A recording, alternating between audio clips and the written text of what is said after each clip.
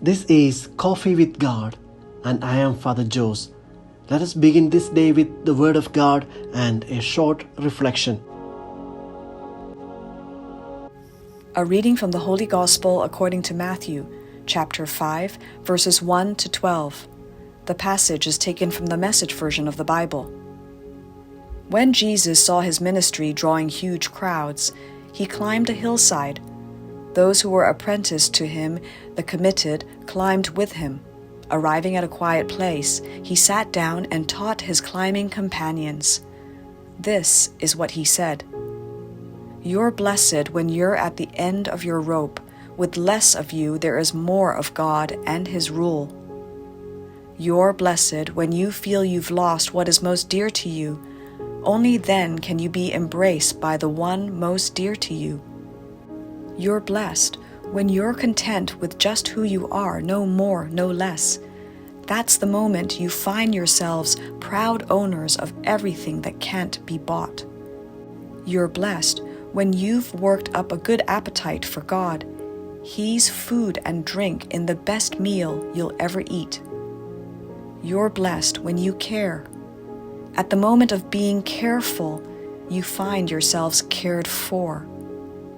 You're blessed when you get your inside world, your mind and heart put right. Then you can see God in the outside world. You're blessed when you can show people how to cooperate instead of compete or fight. That's when you discover who you really are and your place in God's family. You're blessed when your commitment to God provokes persecution. The persecution drives you even deeper into God's kingdom. Not only that, count yourselves blessed every time people put you down or throw you out or speak lies about you to discredit me. What it means is the truth is too close for comfort and they are uncomfortable. You can be glad when that happens, give a cheer even. For though they don't like it, I do, and all heaven applauds, and know that you are in good company. My prophets and witnesses have always gotten into this kind of trouble. The Gospel of the Lord. Reflections on the Holy Gospel according to St. Matthew chapter 5 verses 1 to 12. Moses on Mount Sinai received the 10 commandments and gave them to Israel. In today's Gospel, Jesus, the new Moses, is seen on the mountain proclaiming the new commandments. But unlike Moses, Jesus goes up the hill surrounded by his disciples and people who listen to him. The new law is not a series of new precepts and obligations, but a formula for happiness. Jesus declares who is happy and blessed in the eyes of God.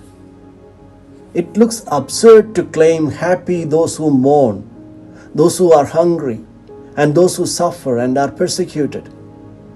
Let us pay attention. Jesus does not tell us to be happy even if we are poor.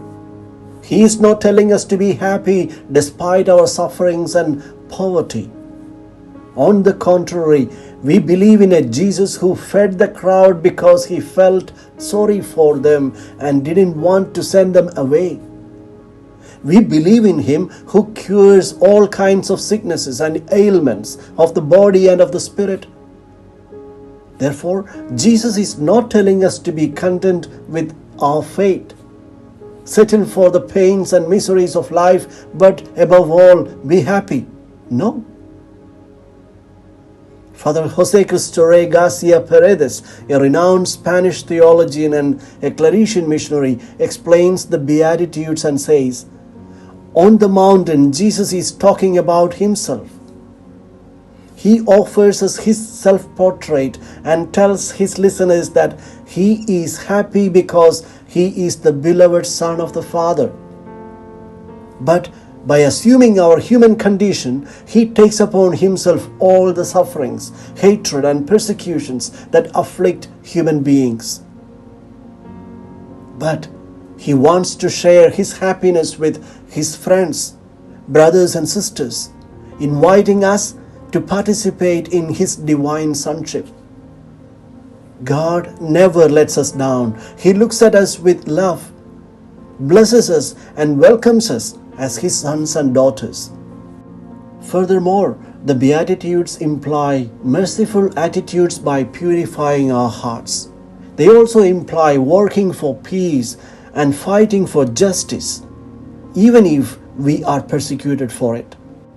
That is to say, to be happy, actively participate in the building of the new world Jesus has established. By serving and encouraging their brothers and sisters, by comforting and encouraging them, people who dedicate themselves to this mission are united with Christ and are able to experience a deep happiness and beatitude that no shadow of this world can hide.